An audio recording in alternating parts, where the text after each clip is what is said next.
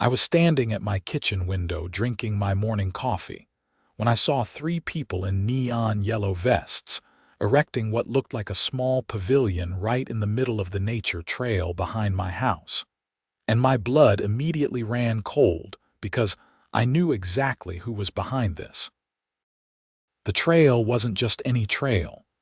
It was a deeded right-of-way that belonged to me, Quincy Garrison, and had been part of my property since I bought this house in Boulder, Colorado, 5 years ago. The previous owner had maintained it as a walking path through the woods, and I'd continued that tradition, keeping it clear and safe for anyone who wanted to use it. But the operative word here was that it was mine, my property, my responsibility, my decision what happened on it. I set down my coffee mug so hard it nearly cracked and headed straight for the back door. The October morning was crisp, leaves crunching under my boots as I marched down the slope toward where these people were working. As I got closer, I could see they were building some kind of structure, maybe 8 feet by 10 feet with a roof and 3 walls. "Hey," I called out. "What the hell are you doing?" A woman turned around and I recognized her immediately. Barbara Hendricks, president of the Mountain View Estates HOA. She was in her early 50s, with that particular haircut that screamed for a manager in every grocery store within a 50-mile radius. Her vest was cleaner than the others, probably because she wasn't actually doing any of the work. "Oh, Quincy," she said, her voice dripping with fake sweetness. "Good morning. We're just installing a warming station for the community. Isn't it wonderful on my property," I said flatly, "that you didn't ask permission to use?" Barbara waved her hand dismissively, clipboard tucked under her arm. "The HOA board voted on this 3 weeks ago. It was in the minutes that were emailed to all residents. This trail is used by dozens of community members, and with winter coming, we thought it would be nice to have a place where people could warm up during their walks." I took a deep breath, trying to keep my temper in check. "Barbara, I don't care what the board voted on. This is my property. The trail crosses my land. You needed my permission, which you don't have." "Actually," she pulled out a folder from under her clipboard. "According to HOA Bylaws Section 12.4, any community improvement project that benefits at least 30% of residents can be implemented on common areas." "This isn't a common area," I said, my voice getting harder. "This is private property with a voluntary easement that I allow. There's a big difference." One of the workers, a younger guy in his 20s, had stopped hammering and was watching our exchange with obvious discomfort. The other worker, an older man, just kept his head down and continued working. Barbara's smile grew tighter. "We have a survey showing that 42% of residents use this trail regularly. That makes it a community asset. The warming station will have benches, a small propane heater for cold days, and educational materials about local wildlife. It's really quite lovely. I don't care if you're building the Taj Mahal," I said. "You're doing it on my land without permission. Stop construction right now or I'm calling the sheriff." "That won't be necessary," Barbara said, her voice losing some of its fake friendliness. "We have every right to be here. The HOA has an obligation to improve community spaces." "This isn't a community space," I was shouting now, and I didn't care. "This is my property that I let people walk through out of the goodness of my heart. If you want to build something, build it on actual HOA common land." Barbara's expression shifted to something colder. "Perhaps if you were a more active member of the community, you'd understand the importance of shared spaces. Not everyone can afford 2 acres of land, Quincy. Some of us think about the greater good." That was rich coming from someone who lived in a 4,000 square foot house on the other side of the development, but I wasn't going to get into a pissing contest about privilege with her. "You have until noon to get this off my property," I said. After that, I'm removing it myself." I turned and walked back to my house, my hands shaking with anger. Inside, I immediately went to my office and started pulling out files. When I'd bought the house, my lawyer had been very clear about the property boundaries and the trail easement. It was a permissive easement, meaning I was allowing people to use it, but I could revoke that permission at any time. The trail itself, the land it sat on, was 100% mine. I found the survey and the deed, then called my lawyer, Tom Stedman. He'd handled my house purchase and had become a friend over the years. "Tom, I need your help," I said when he answered. "The HOA is building something on my property without permission." "Slow down, Quincy," he said. I could hear papers rustling in the background. "Tell me exactly what's happening." I explained the situation, trying to keep my voice level. Tom listened without interrupting, which I appreciated. "Okay," he said when I finished. "First thing, take photos of everything. The construction, the workers, anything they've brought onto your property. Second, send an official cease and desist. I can draft one and email it to you in the next hour. Third, if they don't stop, you absolutely can remove it, but document everything. Don't give them any ammunition to claim you're harassing them." "They're saying the HOA voted on this, and that makes it legal," I said. Tom snorted. "The HOA can vote that the moon is made of cheese doesn't make it true. They have no authority over your private property, easement or not. That easement is permissive and specific to foot traffic, nothing more. They certainly can't build structures on it." "That's what I thought," I said, feeling slightly vindicated. "Let me send you that cease and desist. Forward it to Barbara Hendricks and the HOA board. Certified mail would be best, but email will work for now given the time constraint. And Quincy, stay calm. I know these HOA types love to push buttons, but don't let her bait you into doing something stupid." After hanging up with Tom, I grabbed my phone and went back outside. The workers were making progress, unfortunately. The frame was up and they were starting on the roof. I took photos from multiple angles, making sure to get clear shots of the workers, the structure, and the property markers that clearly showed this was my land. Barbara was standing to the side, talking on her phone. When she saw me taking pictures, she quickly ended her call. "Documenting our community improvement project," she asked. "Documenting trespassing and illegal construction," I replied, not looking up from my phone. "You'll be receiving a cease and desist within the hour." "How dramatic," Barbara said. "You know, Quincy, this kind of attitude is exactly why people find you difficult to work with. The HOA is trying to do something nice for everyone, and you're throwing a tantrum like a child." I looked up at her then. "Barbara, I'm going to say this one more time as clearly as I can. This is my property. You are breaking the law. If you don't stop immediately, there will be consequences. This isn't about being difficult or about community spirit. This is about property rights and the law." "We'll see what the law says," Barbara said, crossing her arms. "The HOA has a lawyer too, you know, a very good one, and he assured us that we're well within our rights." "Then your lawyer is as delusional as you are," I said. That finally cracked her composure. Her face flushed red. "You are going to regret speaking to me that way. The HOA has ways of making life very difficult for uncooperative residents." "Is that a threat?" I asked, still recording. She seemed to realize she'd overstepped. "It's a statement of fact. Actions have consequences, Quincy. You might want to think about that." She turned and walked back to her car, a white Lexus SUV that probably cost more than most people made in a year. She drove off, leaving the two workers looking uncomfortable. I approached them. "Hey, guys. I don't know what she told you, but this is private property and you don't have permission to be here. I'm not angry at you personally, but I need you to stop work." The younger one, who had a name tag that said Drew, shook his head. "Man, we're just contractors.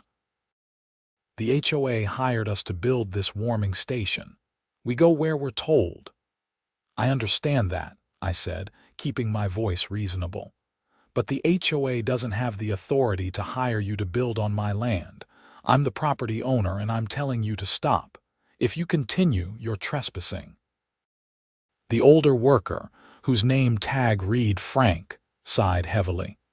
"This is above our pay grade, Drew. We should call the office." "Please do," I said. "And while you're at it, tell them that the property owner is threatening legal action against anyone who continues construction." Drew pulled out his phone and walked a few feet away, speaking in low tones. Frank started gathering tools, clearly ready to leave regardless of what his partner decided. "We got families to feed," Frank said to me. "Don't need to get caught up in some property dispute." "I don't want you caught up in it either," I said honestly. "This is between me and the HOA. Drew came back, looking relieved.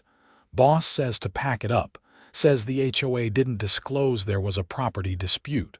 We're out." They worked quickly to gather their tools and supplies. They didn't dismantle what they'd already built, but at least they weren't making it worse. Within 20 minutes, their truck was loaded and they were gone. I stood looking at the half-built structure, feeling my anger simmer. The frame was up, about 7 feet tall at the peak, with 4x4 posts at each corner. The roof was partially shingled.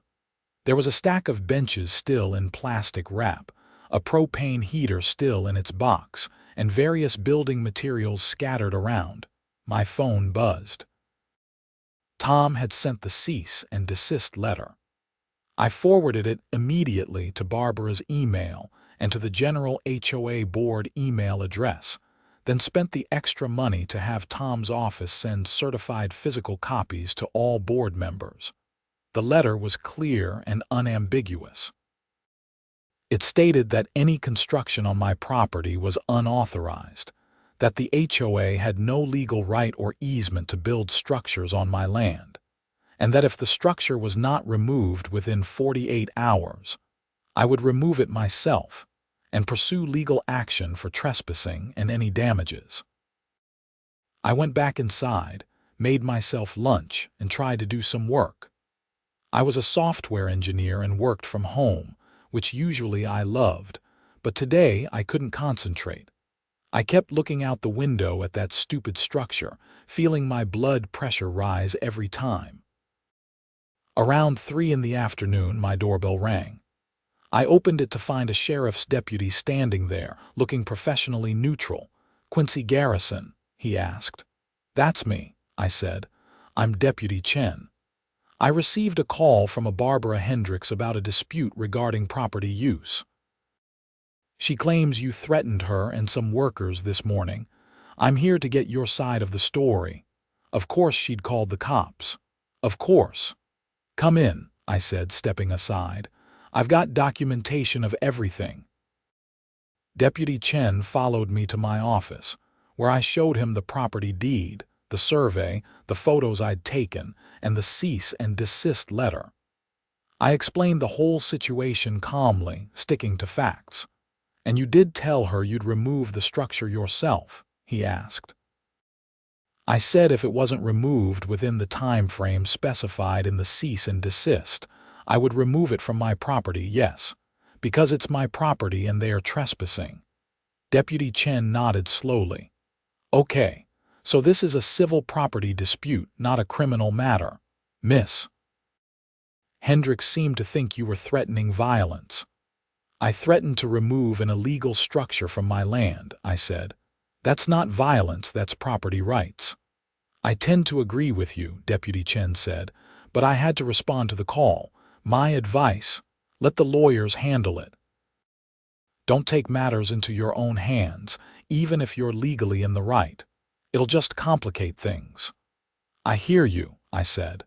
"But if that thing is still there in 48 hours, I'm removing it. I won't be violent about it. I won't destroy anything, but I will dismantle it and remove it from my property." Deputy Chen sighed. Just be smart about it, Mr. Garrison. Document everything, have witnesses if possible, and don't let yourself get provoked. Some of these HOA disputes can get ugly. After he left, I called Tom again and told him about the visit. He was irritated but not surprised. That's classic intimidation, he said. She's trying to make you back down. Don't. You're completely in the right here, but Chen gave you good advice. Document everything, stay calm, and don't give her any ammunition. The next day was Sunday. I spent the morning doing research on property rights, easements, and HOA authority. Everything I found confirmed what Tom had told me.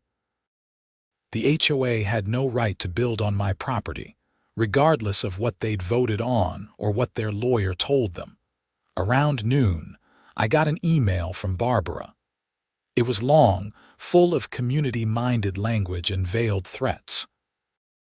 The basic message was that the HOA considered the warming station a done deal, that they would be completing construction on Monday, and that if I interfered, they would pursue legal action against me for harassment and for denying the community access to established recreational facilities. I forwarded it to Tom with a 2-word message. They're insane. He called me 5 minutes later. Yeah, they're really doubling down on this.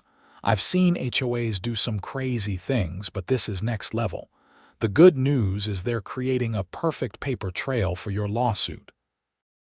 I don't want a lawsuit, I said. I just want them off my property. I know, but it might come to that. Let's wait and see if they actually show up tomorrow to continue construction.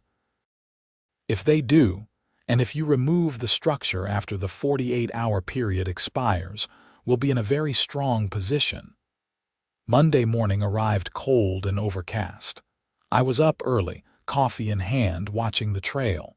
Sure enough, at 8:30, the same construction truck pulled up. But this time, Drew and Frank weren't alone. Barbara was there, along with 2 other people I recognized from the HOA board.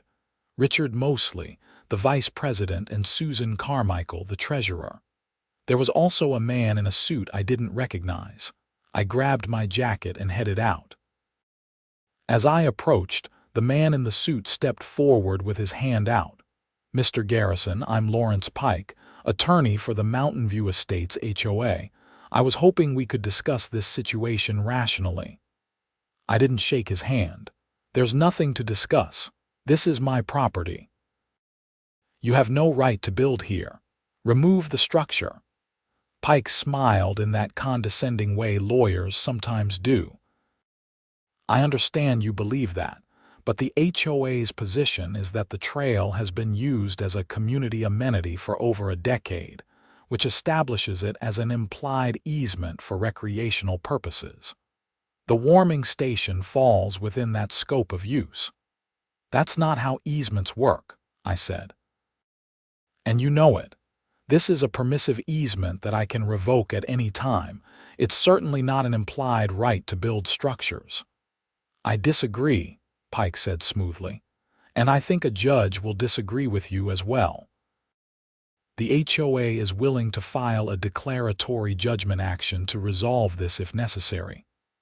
Then file it, I said. But in the meantime, your 48 hours are up in about 3 hours. If this structure isn't gone by then, I'm removing it. Barbara stepped forward, her face pinched with anger. You are making a huge mistake, Quincy. The HOA will bill you for every penny spent on this project. We'll fine you for interfering with community improvements. We'll make your life a living hell. You can try, I said. But every fine, every bill, every threat just adds to the harassment case my lawyer is building. So please keep going. I turned and walked back to my house, ignoring Barbara's shouted threats about special assessments and violations. Inside, I called Tom and updated him.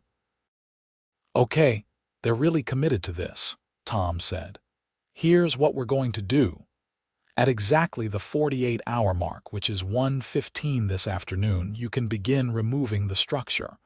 I'm going to come out there with a paralegal to document everything. We'll take video, photos, everything. You dismantle it carefully, don't damage anything, and we'll store all the materials neatly on your property. Then we file for a restraining order against the HOA and probably a harassment suit." "This is insane," I said. "All of this over a stupid warming station." "It's not about the warming station," Tom said. "It's about control. HOAs like this one, they can't stand when someone tells them no. It undermines their authority. Barbara Hendricks has probably run roughshod over people for years, and you're the first person to really push back. She's not going to back down easily." At 1:15 exactly, Tom and his paralegal, a sharp woman named Melissa, arrived at my house. By that point, the construction crew had finished the roof and were working on installing the benches inside the structure. We walked down to the site together. Barbara saw us coming and planted herself in front of the warming station like she was defending the Alamo. "You need to leave," she said to me. "This is HOA property now." "It's not and never will be," I said. "Your time is up. I'm removing this structure from my property." Pike stepped forward. "Mr. Garrison, if you touch this building, the HOA will pursue criminal charges for destruction of property." Tom handed him a business card. "Lawrence Pike, right? I'm Tom Stedman, Mr. Garrison's attorney. Your client has been provided with documented proof of ownership and a legal cease and desist. You have no right to be here, and Mr. Garrison has every right to remove unauthorized construction from his property. If you interfere, we'll add interference to the list of charges we're already preparing." "Charges?" Barbara laughed. "You can't charge us with anything. We're the HOA." "You're trespassers," Tom said calmly, "and you're about to watch your illegal structure be removed. I suggest you and your people step back." "Drew, Frank, keep working," Barbara ordered. The two workers looked at each other. Frank shook his head. "Lady, I don't know what's going on here, but we're not getting in the middle of it. Our boss already told us this was sketchy. We're done." They started packing up their tools. Barbara's face went purple. "You're under contract. You can't just leave." "We're not getting arrested for you," Drew said. "Come on, Frank." They left, and I felt a small surge of satisfaction. Now it was just me, Tom, Melissa, Barbara, Pike, Richard, and Susan standing around the warming station. "Last chance," I said to Barbara. "Remove this voluntarily or I'm doing it." "Touch it and we'll sue you into bankruptcy," she spat. "Your funeral," I said. I'd come prepared. I had a cordless drill, a hammer, a crowbar, and work gloves. Tom and Melissa started recording as I began carefully removing the shingles from the roof. I worked methodically, stacking each shingle neatly to the side. Barbara was screaming at me the whole time, threatening lawsuits, fines, criminal charges, even physical violence at one point. "That's on camera," Tom said mildly when she threatened to bash my head in with a 2x4. That seemed to penetrate her rage. She pulled out her phone and called someone, speaking in harsh whispers. I continued working. The shingles came off easily, they'd barely been nailed down. Then I started on the roof boards, unscrewing them and stacking them. The frame was held together with structural screws, which made disassembly straightforward. I was actually impressed by the quality of the construction, even if it was illegal. About an hour in, 2 more cars pulled up. I recognized one of the drivers as Tim Bradford, another HOA board member. The other was a woman I'd never seen before, dressed in business casual and carrying a briefcase. "That's their lawyer," Tom said quietly. "They called in reinforcements." The woman approached. "Mr. Garrison, I'm Jennifer Walsh, and I represent the Mountain View Estates HOA. I need you to stop what you're doing immediately." "No," I said, continuing to unscrew a support beam. We're prepared to file an emergency injunction, Walsh said. Go ahead, Tom replied, but you won't get one. My client is removing an illegal structure from his private property after providing proper notice. No judge is going to stop him. Walsh and Pike huddled together, speaking in low voices. Barbara looked like she was about to explode. Richard and Susan seemed less certain now, probably realizing they'd gotten in over their heads. I kept working. The frame was coming down piece by piece. Each board, each post, each screw was carefully removed and stacked. I wasn't destroying anything, just dismantling it. By 4 in the afternoon, the structure was completely down, reduced to neat piles of lumber, shingles, hardware, and the various items they'd planned to put inside. Benches, the propane heater, some laminated signs about local wildlife. There, I said, pulling off my gloves. All gone. Feel free to come collect your materials from my property anytime. They'll be right here. Barbara was crying now, actual tears of rage running down her face. You bastard! You absolute bastard! Do you have any idea how much this cost? How many people were looking forward to this? Then you should have built it on HOA property, I said. Or better yet, asked my permission first. You chose to go around me, and this is the consequence. The HOA will bill you for every cent, Walsh said. And we will be filing suit for damages, harassment, and interference with community improvements. Looking forward to it, Tom said. We'll be filing our own suit for trespassing, harassment, and attempted theft of property rights. Should be fun.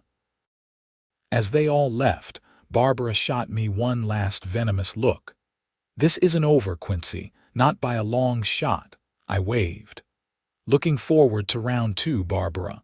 After they were gone, I surveyed the materials. There was probably $2,000 worth of lumber and supplies here, quality stuff too. It seemed wasteful to just let it sit there. I called a friend who volunteered with Habitat for Humanity in Boulder. Hey, Marcus, how would you feel about a donation of building materials? Nice stuff, practically new. Seriously, Marcus said, we always need materials. What have you got? Lumber, roofing shingles, hardware, some benches, a propane heater, all good quality. Man, that'd be amazing. We're working on a house in Longmont right now and could use all of that. What's the catch? No catch, I said. Just want it gone and want it to go to something useful. We arranged for him to come by the next day with a truck. That night, I sent an email to Barbara and the HOA board, copying Tom and the HOA lawyers. The materials from the warming station have been removed from my property and will be donated to Habitat for Humanity, where they will actually help people in need rather than sitting on illegally occupied land. You have until noon tomorrow to collect them if you object. After that, they're gone. I didn't expect a response, and I didn't get one. Marcus showed up the next morning with 2 other volunteers and a large truck. They were thrilled with the quality of the materials. This is like Christmas, one of the volunteers, a college kid named Jake, said as they loaded the lumber. We can use every bit of this. Glad it's going to a good cause, I said as they were finishing up. A car pulled into my driveway. It was Susan Carmichael, the HOA treasurer. She got out looking nervous. Quincy, can I talk to you for a minute? She asked. Sure, I said, curious. Marcus and his crew continued loading. Susan glanced at them, then back at me. I just wanted to say I think Barbara went too far with this. I voted against the warming station from the beginning, thought it was a bad idea to do anything without talking to you first. But she pushed it through, and Pike told us we were legally covered. Pike was wrong, I said, or he was lying to get your business. I'm starting to think it was lying, Susan said. Look, I'm resigning from the board. This whole thing has gotten way out of control. Barbara is talking about spending thousands more on lawyers to fight you, and I just can't be part of it. I wanted you to know that not everyone on the board supported this." "I appreciate that," I said, meaning it. "This was never personal for me. I just want control over my own property." "I get it," Susan said. "And for what it's worth, I'm going to vote against any further legal action. Not that my vote will matter once I resign, but still." After she left, Marcus came over, wiping his hands on his jeans. "So what's the story with all this?" Seemed like that lady was apologizing for something. I gave him the abbreviated version. He laughed and shook his head. "Man, HOAs are the worst. I've heard so many horror stories. Good for you for standing up to them." "We'll see if I'm still saying that after the lawsuit," I said. "They're really going to sue you for removing something they built illegally on your land?" Marcus asked, incredulous.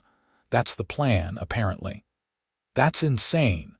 "Well, at least the materials are going to a good use. We're building a house for a single mom with 3 kids. This lumber is going to help frame out a bedroom. That heater will go in someone's garage workshop. It's all going to make a real difference." That made me feel better. At least something good was coming out of this mess. Over the next few weeks, things escalated. The HOA did indeed file suit against me, claiming I'd destroyed their property and interfered with community improvements. They were seeking damages of $5,000 plus legal fees. Tom filed a countersuit for trespassing, harassment, and attempted property theft. We were seeking damages of $10,000 plus legal fees and an injunction preventing the HOA from any further encroachment on my property. Barbara, meanwhile, was on a campaign to make my life miserable. I started getting violation notices for the most ridiculous things. My mailbox was 2 inches too far from the curb. My grass was a 1/4 inch too long. My holiday lights were up 1 day before the allowed date. Each violation came with a $50 fine. I documented all of it and sent it to Tom, who added it to our harassment claim. Then things got weirder. I started getting anonymous notes in my mailbox. Nasty stuff telling me I was ruining the community, that I should move, that nobody wanted me here. I installed a security camera and caught Barbara herself dropping off one of the notes at 2 in the morning. "That's actually great for us," Tom said when I showed him the footage. "Shows a pattern of harassment and proves she's personally invested in making your life miserable." The preliminary hearing for both lawsuits was scheduled for early December. In the meantime, I revoked the easement for the trail. I didn't want to punish innocent neighbors, but I also wasn't going to keep providing access when the HOA was actively suing me. I put up a fence with a locked gate at the trail entrance and posted "private property, no trespassing" signs. That caused an uproar. I got angry calls and emails from neighbors who used the trail. I explained the situation to each one, and most of them understood, even if they weren't happy about it. A few were sympathetic and admitted they'd had their own issues with Barbara and the HOA board. One neighbor, an older man named George who lived 3 houses down, came by to talk in person. "I've lived here 15 years, he said. "Barbara's been president for 5 of those years, and she's gotten worse and worse. Started with little power trips, now she acts like she owns the whole neighborhood. Last year she tried to fine me because my lawn had clover in it. Clover. Said it violated the aesthetic standards. I had to hire a lawyer to fight it." "Why doesn't anyone vote her out?" I asked. George sighed. "Not enough people care. HOA elections get maybe 20% turnout. Barbara and her friends vote for each other and nobody else pays attention until something affects them personally. By then, it's too late." "Someone needs to run against her," I said. "You should do it," George suggested. "After this lawsuit, you'll have name recognition," I laughed. "I don't think I'm the most popular guy in the neighborhood right now." "You'd be surprised," George said. A lot of people are tired of Barbara's act. They're just afraid to speak up. The preliminary hearing was held at the Boulder County Courthouse on a cold Tuesday morning. I dressed in a suit, feeling awkward. Tom had prepared me extensively, going over possible questions and arguments. The HOA brought their full team: Pike, Walsh, Barbara, Richard, and Tim Bradford. They looked confident, like they had this in the bag. The judge, a middle-aged woman named Catherine Reeves, listened to opening statements from both sides. Pike argued that the trail was a community amenity, that the warming station was a reasonable improvement, and that I'd destroyed property that didn't belong to me. Tom countered with the property deed, the survey, the cease and desist letter, and documentation of the harassment campaign that followed. He presented the security camera footage of Barbara leaving anonymous threatening notes, the ridiculous violation notices, and testimony from Susan Carmichael, who'd agreed to speak about how Barbara had pushed through the warming station project despite objections. Judge Reeves asked pointed questions. "Mr. Pike, do you have any documentation showing that Mr. Garrison granted permission for construction on his property?" "The HOA board vote constitutes community consensus," Pike said. "That's not what I asked," Judge Reeves said. "Do you have any documentation showing the property owner granted permission for construction?" "No, Your Honor, but the trail has been used communally for years." "For walking," Judge Reeves said. "Not for permanent structures. That's a significant distinction. Miss Walsh, do you have anything to add?" Walsh tried to argue about implied easements and community rights, but Judge Reeves cut her off. "I've seen enough," the judge said. "Mr. Garrison's property rights are clear and well documented. The HOA had no authority to build on his land without permission, regardless of any internal votes or policies. Mr. Garrison's removal of the structure after proper notice was within his legal rights. The HOA's suit is dismissed." Barbara audibly gasped. Pike started to object, but Judge Reeves held up a hand. "Furthermore, the evidence of harassment following the incident is concerning. The violation notices for minor or non-existent infractions, the anonymous threatening notes, the pattern of behavior documented by Mr. Garrison and his attorney, all point to a retaliatory campaign by the HOA board, specifically by Ms. Hendricks. I'm granting Mr. Garrison's request for an injunction. The HOA is prohibited from any further contact with Mr. Garrison except through official, documented channels, and any violation notices must be reviewed by an independent arbitrator before being issued." "Your Honor, that's outrageous," Pike sputtered. "The HOA has a responsibility to enforce community standards.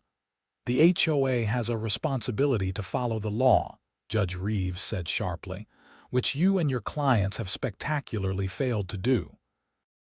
As for damages, I'm awarding Mr. Garrison $7,500 for the harassment and attempted property theft, plus legal fees. I'm also ordering Ms. Hendricks to personally apologize in writing for the threatening notes. If I see this case again, or if I hear about any further harassment, I will consider criminal contempt charges. Are we clear?" "Yes, Your Honor," Tom said, barely suppressing a grin. Pike and Walsh nodded stiffly. Barbara looked like she'd been slapped. Richard and Tim just looked shell-shocked. Outside the courthouse, Tom clapped me on the shoulder. "That went even better than I hoped. Judge Reeves is tough but fair, and she clearly didn't appreciate the HOA's tactics." "So it's over?" I asked. "This part is," Tom said. "But I'd stay vigilant. People like Barbara don't give up easily. She might try to find other ways to make trouble." He was right. Over the next few weeks, I noticed Barbara's car driving past my house at odd hours. She never stopped, never did anything actionable, but the message was clear. She was watching. Then one evening in January, I got a knock on my door. It was Deputy Chen again, this time with another officer. "Mr. Garrison, we need to talk," Chen said, his expression serious. "Can we come in?" "Of course," I said, my stomach dropping. "What's wrong?" Inside, Chen and the other officer, a woman named Officer Rodriguez, sat down in my living room. "We've received a complaint from Barbara Hendricks," Chen said. "She's claiming you've been stalking her, making threatening phone calls, even vandalizing her property." "That's completely false," I said immediately. "I've had no contact with her since the court hearing. I have no reason to bother her." "I didn't think so," Chen said, "but we have to investigate. Do you have an alibi for last Tuesday evening between 7 and 9 p.m.? I was here working." "I'm a software engineer. I work from home. I had a video call with a client at 7:30 that lasted about an hour. I can provide the call log." "That would help," Rodriguez said. "What about Saturday afternoon around 2 p.m.? I was at the grocery store, King Soopers on Baseline." "I probably still have the receipt and they definitely have security cameras." Chen nodded. "Okay, what about phone records? Can you show us you didn't make calls to her number?" "Sure, but I don't even have her number," I said, pulling out my phone. "Only email." I showed them my recent calls. Nothing to Barbara, nothing to any number I didn't recognize. Chen took photos of the screen. "Someone's been calling her from a blocked number," Rodriguez explained, saying threatening things about the lawsuit, about paying for what she did. "She's scared, and honestly, given the history between you two, you were the obvious suspect." "It's not me," I said firmly. "Look, I won't pretend I like Barbara. She made my life hell for months. But I won. The judge ruled in my favor, I got my damages, and she got humiliated in court. Why would I risk that by harassing her now?" "That's what I thought," Chen said. "But we had to check. I'll document your alibis and the phone records. If she gets more calls, we'll start tracking the number. Might be someone else with a grudge against her." After they left, I called Tom and told him what happened. "She's either being harassed by someone else, or she's making it up to try to paint you as the bad guy," Tom said. "Either way, keep documenting everything. Where you are, what you're doing. If she tries to claim you did something, you need to be able to prove you didn't." I started keeping a daily log of my activities, just in case. It felt paranoid, but after everything that had happened, I wasn't taking chances. 2 weeks later, I got a call from Deputy Chen. "Quincy, wanted to give you an update. We tracked the threatening calls to Barbara Hendricks. You're not going to believe this." "What?" I asked. "They came from Richard Mosley's phone, the HOA vice president." I was stunned. "Wait, what? Why would he be threatening Barbara?" "Turns out he's been embezzling from the HOA for years," Chen said. "Small amounts, nothing that would trigger an audit, but it added up. Barbara discovered it about a month ago and confronted him. He'd been trying to scare her into keeping quiet.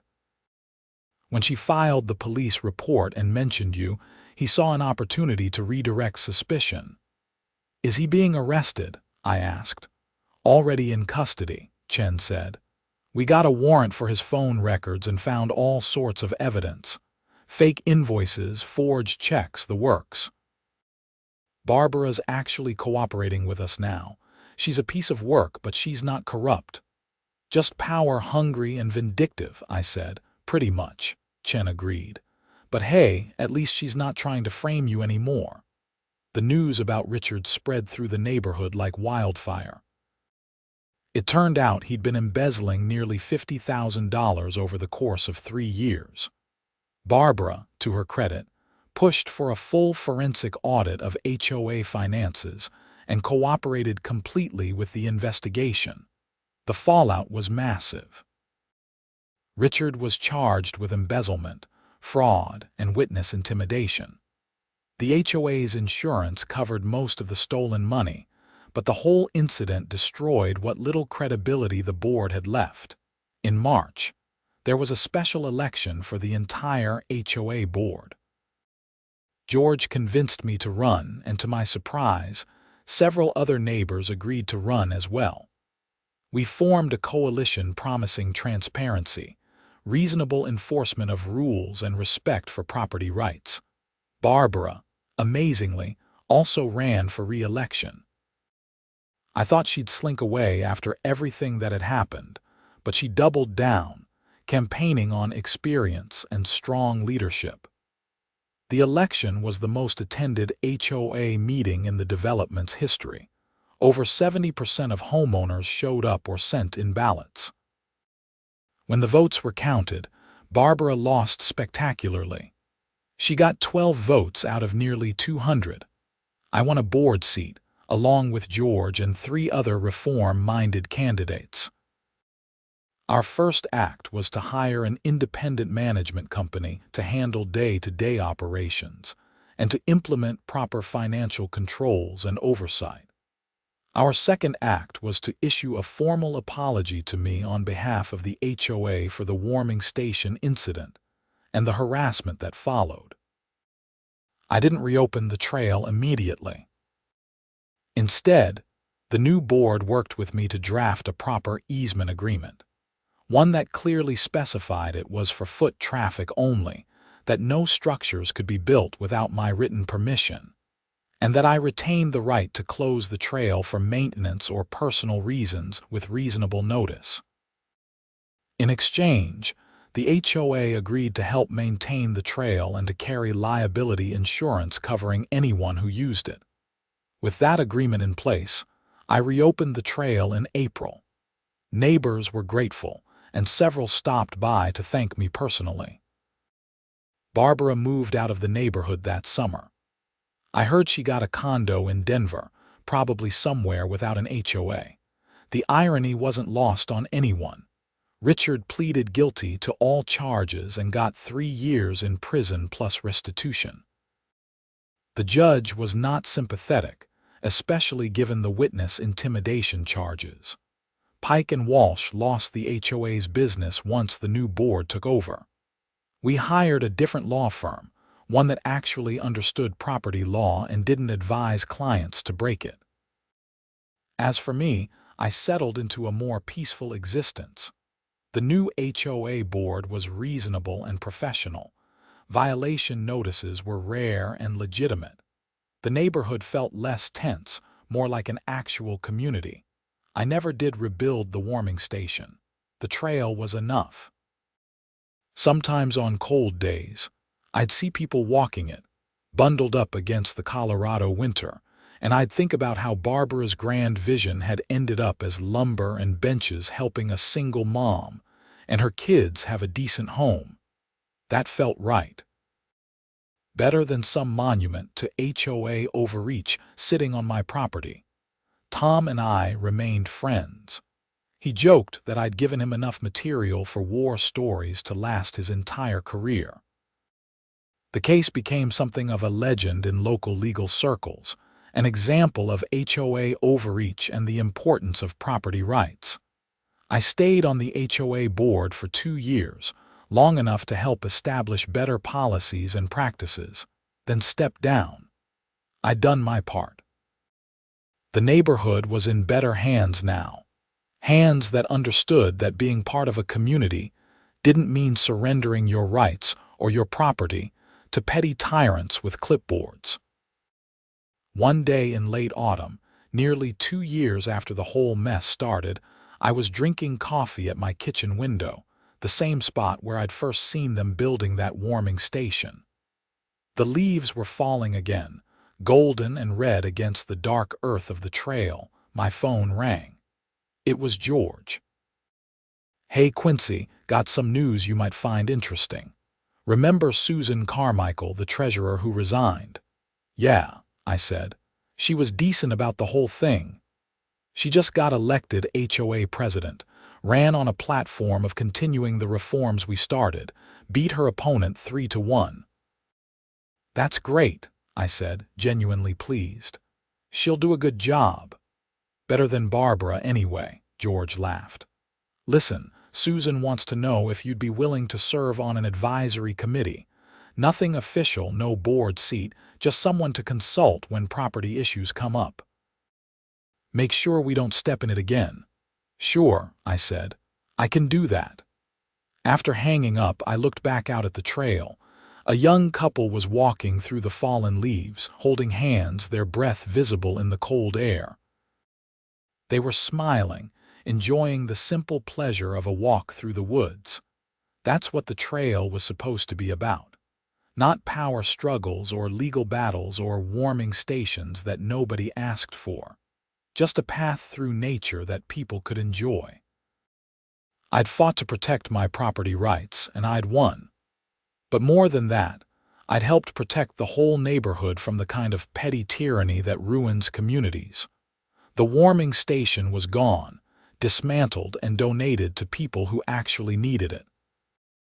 The corrupt board members were gone, replaced by reasonable people who understood that their job was to serve the community, not control it. Barbara's reign was over. Richard was paying for his crimes. And me. I was just a guy who'd stood up for what was right and refused to be pushed around. Sometimes that's all it takes. One person willing to say no, to stand their ground, to fight back when bullies try to take what isn't theirs. It's not easy, it's not fun, and it definitely isn't cheap. But it's necessary. As I watched the couple disappear down the trail, I smiled. The leaves would fall, winter would come, and spring would return. The trail would remain, not because the HOA decreed it, but because I chose to share it. On my terms, with proper respect for the law and for property rights. That was worth fighting for, and I'd do it all again if I had to. The end.